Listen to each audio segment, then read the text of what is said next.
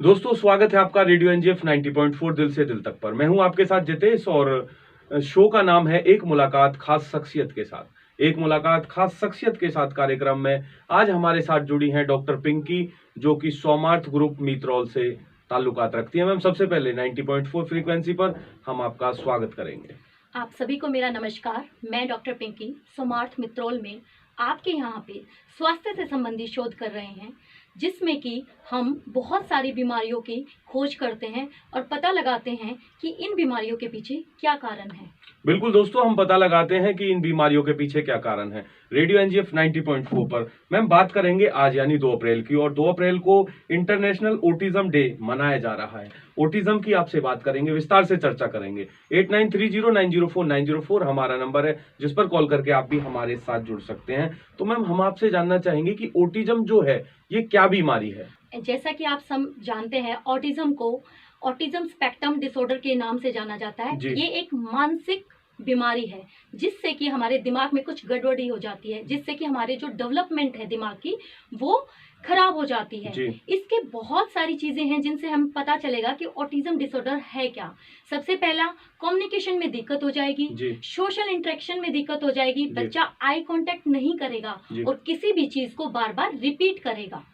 बिल्कुल दोस्तों, eye contact में दिक्कत होगी और बच्चा किसी चीज को बार बार रिपीट करेगा। रेडियो एनजीएफ 90.4 पर हम बात कर रहे हैं ऑटिज्म को लेकर, और ऑटिज्म की चर्चा में आज हमारे साथ जुड़ी हैं डॉक्टर पिंकी, जो कि सोमार्थ ग्रुप मीत्रौल से है। मैम, लक्षण की हम बात करेंगे कि ऑटिज्म के लक्षण क्या क्या है। लक्षणों में हम बात करें तो मैं अभी आपको बता भी चुकी हूँ कि सबसे पहले क्या है कि बच्चा जो है बातचीत करना बंद कर देगा, सोशल इंटरेक्शन उसका खत्म हो जाएगा, बच्चा जो है अकेला रहना शुरू कर देगा, और कोई भी गेम है वो कोई भी गेम को रिपीट करेगा। जैसे कि कोई कार है, उसके कार का जो एक हिस्सा है जैसे कि पहिया, उसको घुमाना शुरू कर देगा, तालियां बजाने शुरू कर देगा। कोई एक ही जो एक्टिविटी है उसको बार बार रिपीट करता है।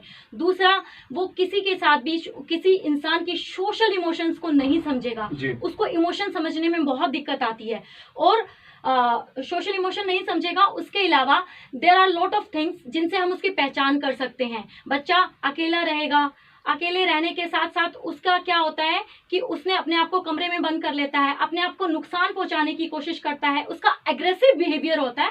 बहुत सारे लक्षण हैं जिनकी हम पहचान लगभग 12 से 18 महीने के अंदर शुरू कर देते हैं, जब एक बच्चा सामान्य से हटके असामान्य व्यवहार शुरू कर देता है। बिल्कुल दोस्तों, जब एक बच्चा सामान्य व्यवहार को छोड़कर असामान्य व्यवहार करना शुरू कर देता है तो वो ऑटिज्म के लक्षण में आते हैं। मैम, कारणों की हम बात करेंगे कि ऑटिज्म जो बीमारी है इसके कारण क्या क्या है।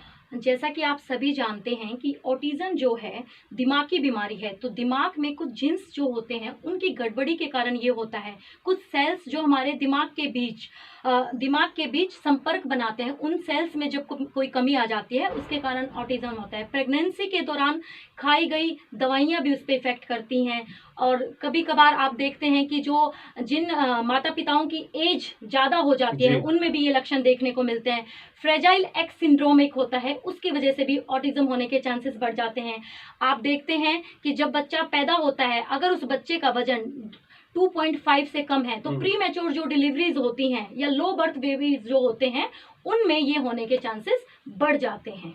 मैम, उपचार की हम बात करेंगे, ऑटिज्म के उपचार की हम बात करेंगे। आपने ऐसी ढेर सारी चीजें बताई, बात हम लक्षण की करें या ऑटिज्म के कारण की करें, उपचार की हम बात करेंगे कि ऑटिज्म का उपचार क्या है। सर, हालांकि ऑटिज्म का आज तक कोई उपचार नहीं बना है, लेकिन कुछ ऐसी इंटरवेंशंस हैं जिनके थ्रू हम बच्चे का लाइफस्टाइल बढ़ा सकते हैं। जैसे कि हमारी एक ट्रीटमेंट होता है बिहेवियर थेरेपी, उसके द्वारा हम जो बच्चा बोलना सीखता है, जो ऑटिज्म के दौरान बच्चा बोल नहीं सकता, तो उसको हम बिहेवियर थेरेपी की तरह सिखा सकते हैं। दूसरा एक आता है हमारा इंटरवेंशन में आता है स्पेशल एजुकेशन दे के बच्चों को। इनके लिए हमें स्पेशल टीचर रखने पड़ते हैं, जिसके लिए वो स्पेशल फोकस करते हैं कि उनकी लाइफ स्किल्स को कैसे बढ़ाया जाए, कैसे उनको कम्युनिकेट करना है, कैसे सोशल इंटरेक्शंस करनी है।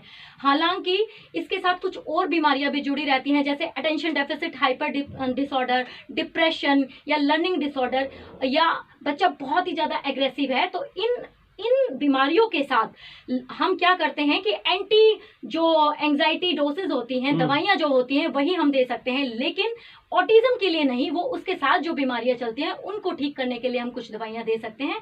अदरवाइज मोस्ट प्रोबेबली जो बिहेवियर थेरेपी है वही ऑटिज्म में कारगर साबित होती है। बिल्कुल दोस्तों, बिहेवियर थेरेपी जो है वही ऑटिज्म बीमारी में कारगर साबित होती है।